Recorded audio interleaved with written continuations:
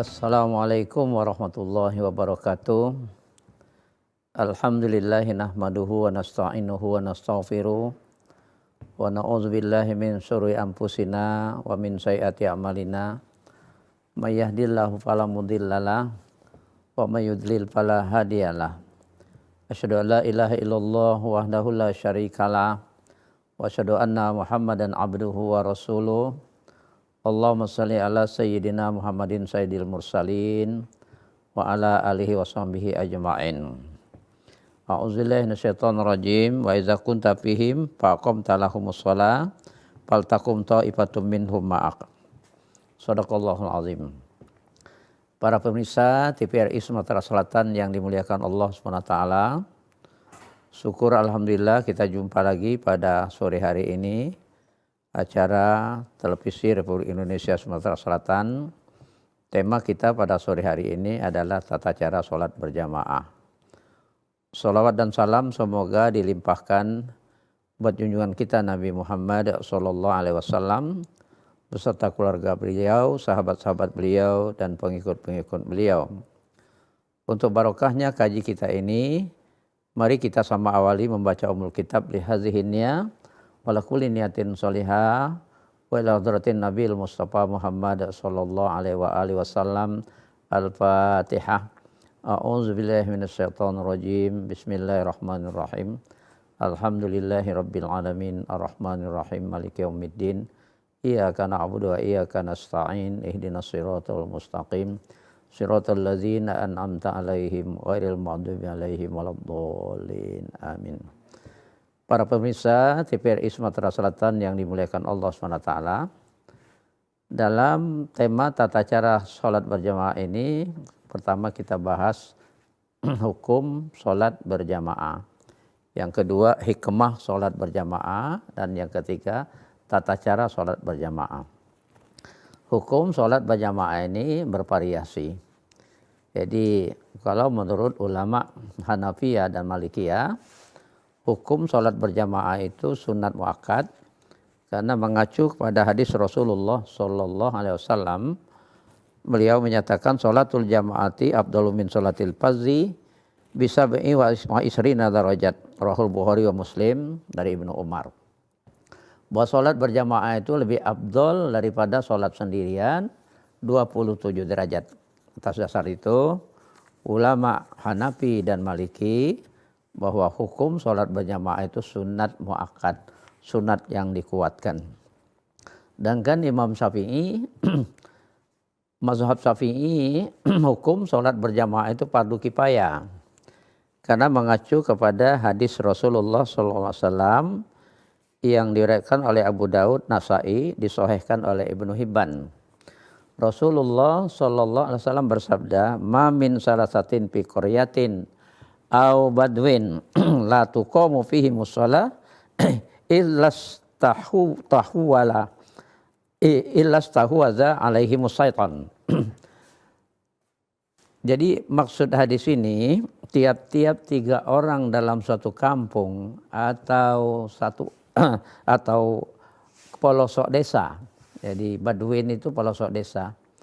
Apabila ada 3 orang baik di kampung maupun pelosok desa, mereka tidak mendirikan sholat berjamaah, pasti mereka itu dikuasai setan. Maka fa'alaikum bil jamaah, hendaklah kalian mendirikan sholat berjamaah. Fa inna ma yaqulu zibu minal ghanamil qasiyah. Karena kata Rasulullah SAW bahwa serigala itu memangsa kambing yang terpencil sendiri dari rombongannya. Itu bahasa kinayah ya. Jadi lebih rentan digoda, dikuasai oleh setan apabila tidak sholat berjamaah.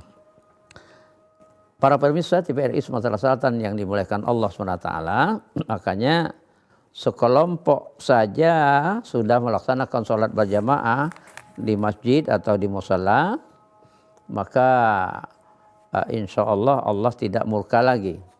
Karena mengacu kepada hadis kursi yang dinyatakan oleh Allah Subhanahu wa taala, innallaha ta'ala yaqul inni la ahimu bi ahlil ardi azaban fa iza nazartu ila umari buyuti wal mutahabbina fiyya wal mustaghfirina bil ashar sarrabtu azabi anhum, rohul Baihaqi.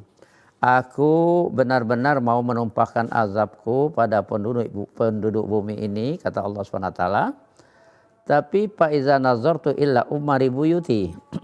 Manakala aku menyaksikan masih ada orang-orang yang meramaikan rumahku, yaitu masjid, diramaikan untuk salat berjamaah, wal mutahabbina fiyya, dan mereka itu saling sayang di antara mereka itu karena aku, kata Allah SWT. Wal mustaghfirina bil ashar, dan masih banyak aku lihat orang-orang yang memohon ampun di waktu sahur, itulah salat tahajud. Sarrabtu azabi anhum, aku alihkan azabku dari mereka. Karena itu kontribusi para jamaah yang rajin sholat di masjid itu tinggi, ya, untuk meredam murka Allah Subhanahu wa taala. Sedangkan menurut mazhab Hambali bahwa sholat berjamaah itu hukumnya fardu ain. Kenapa? Apa alasannya? Alasan mazhab Hambali ini ada firman Allah dalam surah Al-Baqarah itu ayat 43, warka'u ma'ar rakiin, dan rukuklah kamu bersama orang-orang yang rukuk. Lagian ada hadis Rasulullah SAW bahwa Rasul SAW menyatakan yang berat berjamaah bagi orang munafik itu adalah sholat isya dan sholat subuh. Kemudian ada lagi demi jiwa yang berada pada kekuasaannya, aku bermaksud untuk memerintahkan sholat apabila sudah dikumandangkan azan. Lalu ada yang memimpin sholat, sementara sholat berlangsung, kata Rasulullah SAW, aku bersama beberapa orang yang membawa longgokan kayu bakar dan akan memeriksa kalau ada laki-laki yang tidak ikut sholat berjamaah di masjid, akan kubakar rumahnya. Ini alasan mazhab Hambali bahwa sholat berjamaah di masjid itu fardu ain, fardu bagi setiap laki-laki yang mukimin, ya, laki-laki yang mukimin. Karena itu kita lihat ya bahwa di Saudi Arabia itu, di Mekah, Madinah dan Jeddah itu masjid itu penuh. Dan mereka sudah siap-siap sebelum azan. Kalau sudah azan dikumandangkan, maka seluruh toko-toko itu tutup, kios-kios tutup, tidak melayani pembeli. Saking mereka memperhatikan, karena sholat berjamaah di masjid maupun di musola itu hukumnya fardu ain. Dan sebagai hasil dari mereka yang memperhatikan sholat berjamaah ini, pertama akan aman. Dagangan-dagang mereka walaupun ditutup dengan kain-kain saja, tidak dikunci, ruko mereka itu aman, tidak ada yang mencuri. Memang kalau kembali kepada hikmah sholat berjamaah ini, hikmah sholat berjamaah ini untuk memperbaiki akhlak. Misalnya ada sabda Rasulullah SAW, man sholla arba'ina yauman fi jama'atin yudriku takbiratul ula, kutiba lahu baro'atan. Baro'atu minan nar wa baro'atu minan nifaq. Siapa yang sholat berjamaah 40 hari mengikut imam dari takbiratul ihram, maka dia memperoleh 2 kebebasan. Bebas dari api neraka dan bebas dari munafik. Nah, munafik itu kan tanda-tandanya itu pertama kalau berbicara suka bohong. Kalau yang kedua, kalau berjanji itu suka ingkar. Yang ketiga, kalau diberi amanat khianat. Jadi dengan terapi sholat berjamaah, maka ciri-ciri munafik itu insya Allah hilang. Karena tadi dinyatakan oleh Rasulullah Sallallahu Alaihi Wasallam. Apalagi kalau berjamaahnya itu di Masjid Nabawi. Rasulullah SAW menyatakan, man sholla fi masjidi arba'ina sholla, la taputuhu sholatun, kutiba lahu baro'atun minal azab, wan najaya yaumal qiyamah, wa baro'atun minan nifaq. siapa yang sholat di masjidku ini, kata Rasulullah SAW, 40 sholat. Jadi 8 hari, 5 kali 8, 40. La taputuhu sholatun, tidak terputus sholatnya, terus menerus. Selama 8 hari itu. Kutiba lahu, maka baginya baro'atu minal azab, bebas dari azab neraka. Wa najaya yaumil qiyamah, menang pada hari kiamat. Wa baro'atu minan nifaq, dan bebas dari munafik. Jadi terapi untuk menghilangkan penyakit munafik itu dengan sholat berjamaah. Jadi kalau sudah lazim sholat berjamaah, insya Allah tidak suka berbohong, tidak suka tidak tepat janji. Kemudian kalau diberi amanat tidak khianat, tapi melaksanakan amanat secara proporsional dan profesional. Para pemirsa TVRI Sumatera Selatan yang dimuliakan Allah Subhanahu wa taala, lagian Rasulullah SAW menyatakan bahwa kalau kalian mau bertemu dengan Allah pada hari kiamat kelak, maka hendaklah mengikuti sunnah Rasul yang sudah diwajibkan oleh Allah. Sunnah Rasul itu adalah sholat berjamaah. Kalau kalian yang sholat di rumah saja, itu kalian tidak mengikuti sunnah Rasul Sallallahu Alaihi Wasallam. Makanya kalau berwudu di rumah, membaguskan wudu di rumah, lalu menuju masjid untuk sholat berjamaah, kata Rasulullah SAW, maka langkah demi langkah itu dicatat kebaikan, menghapuskan dosa, dan meningkatkan derajat. Karena itu apalagi kalau di masjid itu dilaksanakan majelis taklim. Seperti misalnya di Masjid Agung, setelah sholat fardu, ada majelis taklim, lalu berniat dari rumah di samping sholat berjamaah akan mengikuti majelis taklim, maka pahala mengikuti majelis taklim itu lebih baik dari sholat sunat 1000 rakaat. Para pemirsa TVRI Sumatera Selatan yang dimuliakan Allah Subhanahu wa taala, karena itu dapat kita simpulkan dengan sholat berjamaah ini akan memperbaiki akhlak umat ini. Makanya perlu menyiapkan generasi muda yang rajin sholat berjamaah di masjid.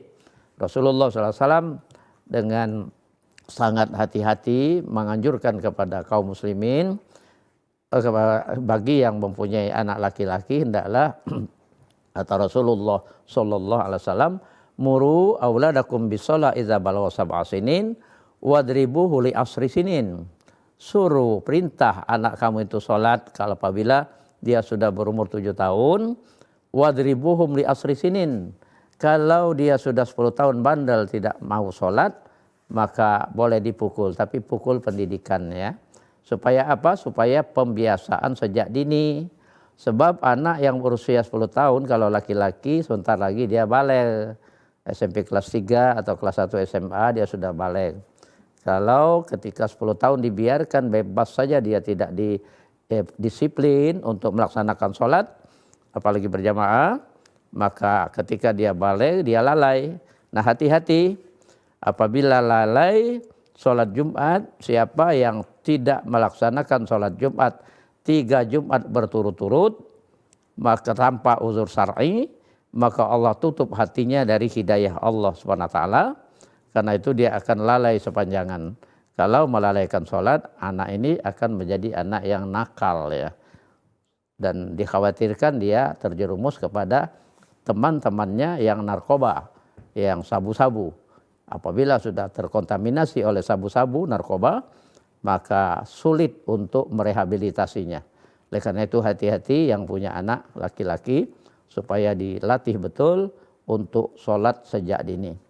Para pemirsa TVRI Sumatera Selatan yang dimuliakan Allah Subhanahu wa taala, setelah kita membicarakan hukum sholat berjamaah, lalu hikmah sholat berjamaah, tadi banyak sekali hikmahnya, dan yang berat melaksanakan sholat berjamaah bagi orang munafik itu sholat isya berjamaah dan sholat subuh berjamaah.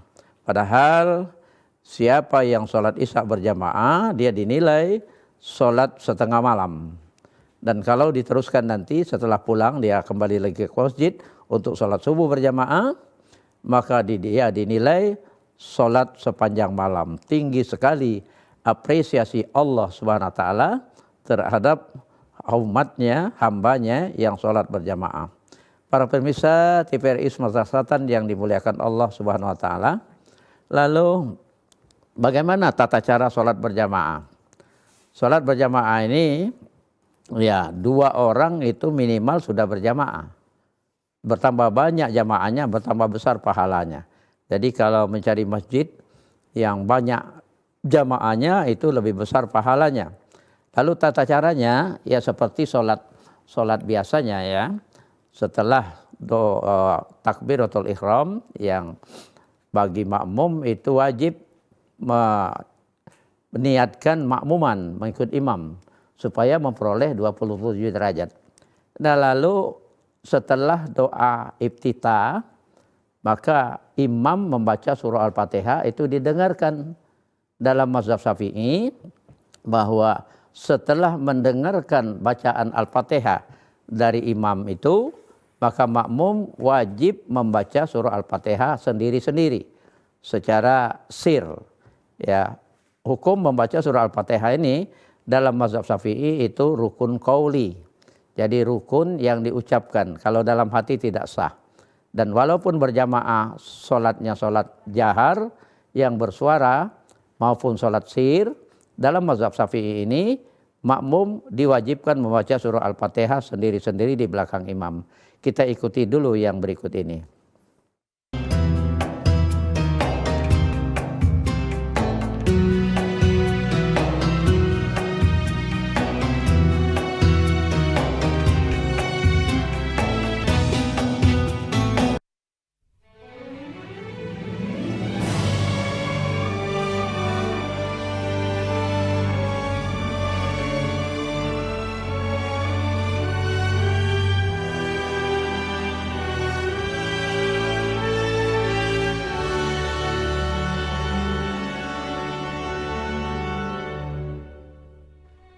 TVRI, media pemersatu bangsa. TVRI, media pemersatu bangsa.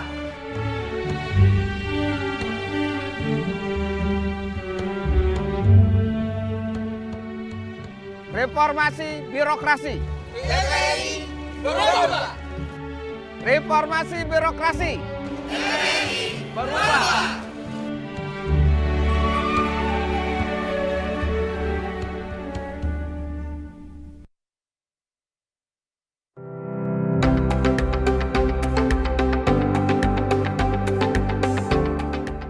TVRI media pemersatu bangsa. TVRI media pemersatu bangsa. TVRI media pemersatu bangsa. TVRI media pemersatu bangsa. Visi penyapa Sriwijaya Bagi. Visi penyapa Sriwijaya Bagi.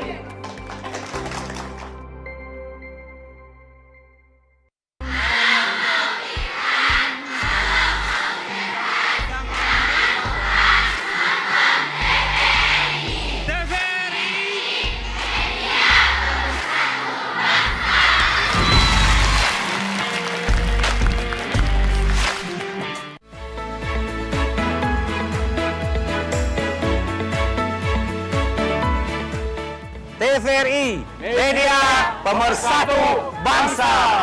TVRI media pemersatu bangsa.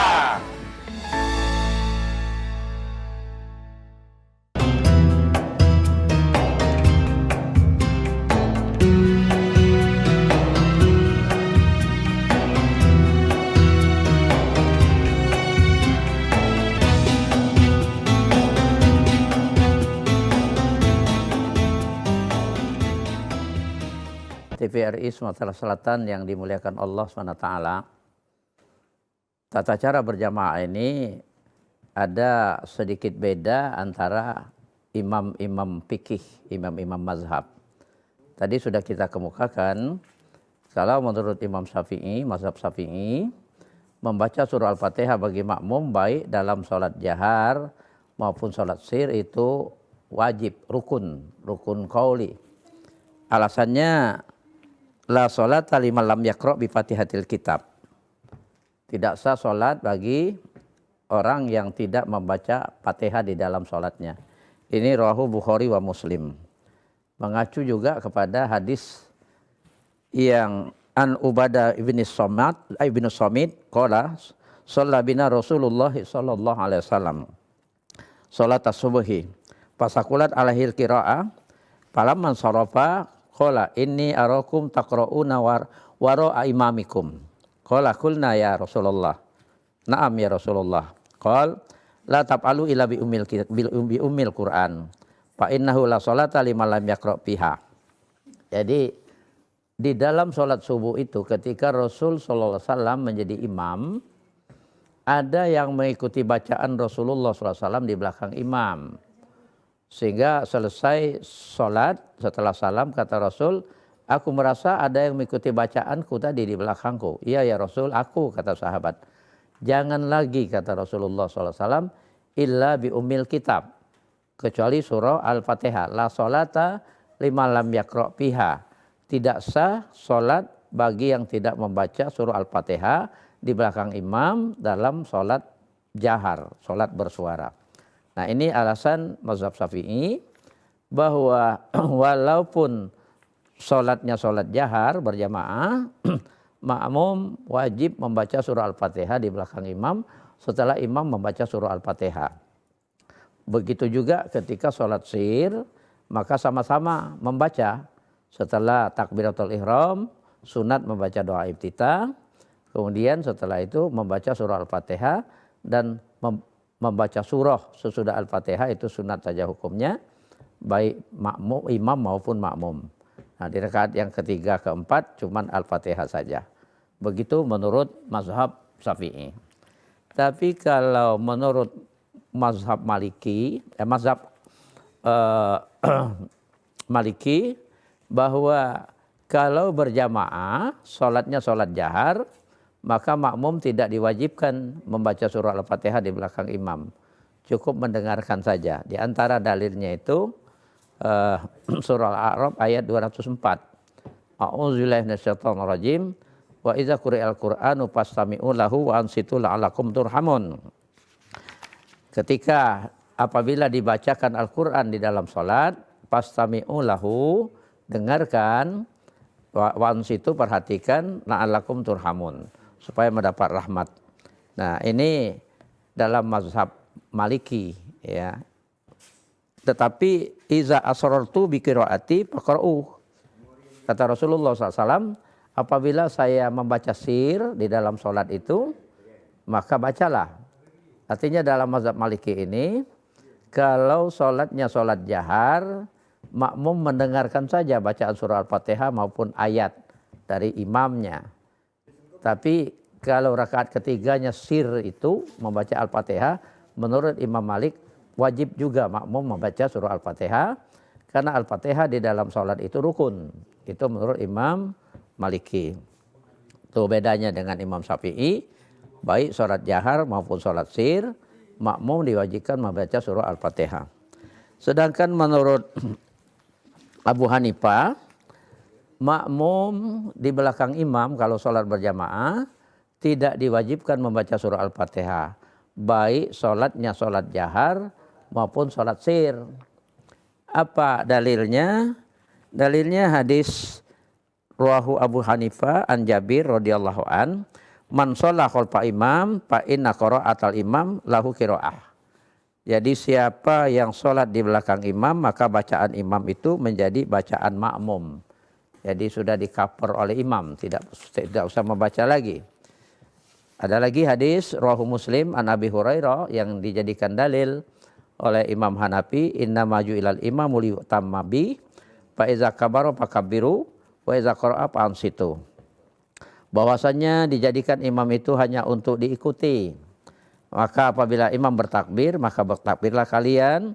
Apabila imam membaca, maka diamlah kalian. Nah, ini alasan Imam Hanafi. Sedangkan Imam Hambali itu kalau sholatnya sholat jahar, maka makmum cukup mendengarkan saja. Baik surah Al-Fatihah maupun ayat sesudah surah Al-Fatihah. Alasannya tadi itu. Surah Al-A'raf 204. A'udzubillahi minasyaitonirrajim. Wa idza quri'al Qur'anu fastami'u lahu wa ansitu la'allakum turhamun. Apabila dibacakan Al-Qur'an, artinya ketika imam membaca Al-Qur'an dalam salat, maka dengarkan, perhatikan supaya mendapat rahmat. Tetapi bedanya dengan Imam Maliki, walaupun sholat jahar, tapi suara imam, bacaan imam tidak kedengaran oleh makmum, maka makmum wajib membaca surah Al-Fatihah di belakang imam. Ketika sir, maka alasannya hadis Darul Qutni juga, iza asrartu bi qiraati faqra'u. Apabila aku membaca sir, kata Rasulullah SAW, maka bacalah kalian. Itu juga menjadi alasan Imam Hambali, apabila sholatnya sholat jahar, sama-sama membaca, ya, baik Al-Fatihah maupun surah sesudah Al-Fatihah, walaupun surah sesudah Al-Fatihah itu sunat. Para pemirsa TVRI Sumatera Selatan yang dimuliakan Allah SWT. Dalam bacaan surah Al-Fatihah ini berbeda pula tentang bismillah. Kalau Imam Hanafi, bismillahirrahmanirrahim dalam surah Al-Fatihah itu bukan ayat dari surah Al-Fatihah. Karena itu di dalam sholat menurut Imam Hanafi, bismillahirrahmanirrahim tidak dibaca. Kalau dibaca hukumnya sunat saja menurut Imam Hanafi. Jadi kalau ada imam yang tidak membaca surah bismillahirrahmanirrahim, basmalah, bismillahirrahmanirrahim dalam surah Al-Fatihah, itu mengacu kepada pendapat Imam Hanafi. Sedangkan Imam Malik begitu juga, bahwa bismillahirrahmanirrahim itu basmalah itu bukan ayat dari surah Al-Fatihah. Karena itu tidak dibaca dalam membaca Al-Fatihah di dalam sholat. Dan juga bukan juga ayat dari surah-surah pendek bismillah itu. Makanya Imam Malik kalau sholat sesudah takbiratul ihram itu tidak membaca doa iftitah, tidak membaca auzubillah, tidak membaca bismillahirrahmanirrahim, langsung alhamdulillahirabbil alamin. Itu menurut Imam Malik. Kemudian Imam Syafi'i, basmalah bismillahirrahmanirrahim itu ayat dari surah Al-Fatihah. Sab'ul masani, 7 yang diulang-ulang. Jadi dari bismillah, dan cara membacanya itu jahar, sunat jahar.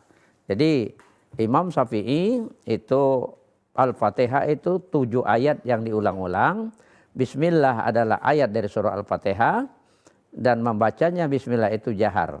Karena dari Ummu Salamah bahwa Rasulullah Shallallahu Alaihi Wasallam membaca surah Al-Fatihah itu dengan membaca bismillahirrahmanirrahim lalu alhamdulillahirabbil alamin. Begitu menurut Imam Syafi'i. Jadi Imam Syafi'i bismillah itu ayat dari surah Al-Fatihah. Beda dengan Imam Hambali. Imam Hambali bismillah itu memang ayat dari surah Al-Fatihah. 7 yang diulang-ulang juga, sab'ul masani. Tetapi cara membacanya sir. Jadi bismillahnya itu sir, adeng. Kalau kedengarannya langsung alhamdulillahirabbil alamin.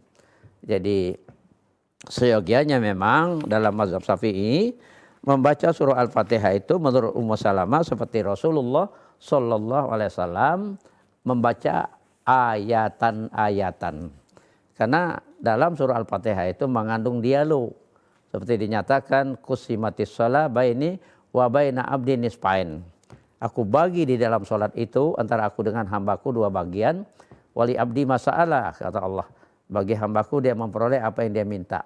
Fa iza qalal abdu, apabila hambaku mengatakan alhamdulillahirabbil alamin, qala Allah, langsung dia Allah hamidani abdi. Hambaku memujiku. Fa iza qalal abdu arrahmanir rahim, yang pengasih dan penyayang, qala Allah asna alayya abdi. Hambaku bersyukur kepadaku. Fa iza qala maliki yaumiddin, yang memiliki hari pembalasan, maka Allah menjawab, qala Allah majadani abdi. Hambaku berserah diri kepadaku. Ketika hamba mengatakan iya karena abudu wa iya karena nasta'in, kepadamu kami menyembah, kepadamu kami minta tolong, langsung dijawab oleh Allah SWT, haza li abdi wali abdi masalah. Ini bagi hambaku dan hambaku memperoleh apa yang dia minta. Karena itu hadirin para pemirsa TVRI Sumatera Selatan, bahwa kesimpulan dari sajian kita pada sore hari ini, sholat berjamaah ini hukumnya bervariasi. Menurut Imam Hanafi dengan Imam Maliki sunat muakkad, menurut Imam Syafi'i fardu kifayah, menurut Imam Hambali fardu ain. Dan sholat berjamaah ini untuk meredam murka Allah SWT, dan ciri bahwa seseorang itu tidak munafik. Karena kata Rasulullah SAW, yang berat bagi orang munafik itu sholat isya berjamaah dan sholat subuh berjamaah. Karena itu kita motivasi anak-anak kita supaya mulai umur 7 tahun sampai 10 tahun dibiasakan pembiasaan sejak dini supaya dia terbiasa nanti untuk sholat ketika telah baligh. Lalu hikmah dari sholat berjamaah ini adalah untuk mengikis sifat-sifat munafik. Ini saja yang dapat disampaikan dalam kesempatan yang singkat ini. Mudah-mudahan ada manfaatnya. Subhanakallahumma wa bihamdika asyhadu an la ilaha illa anta astaghfiruka wa atubu ilaik. Wassalamualaikum warahmatullahi wabarakatuh.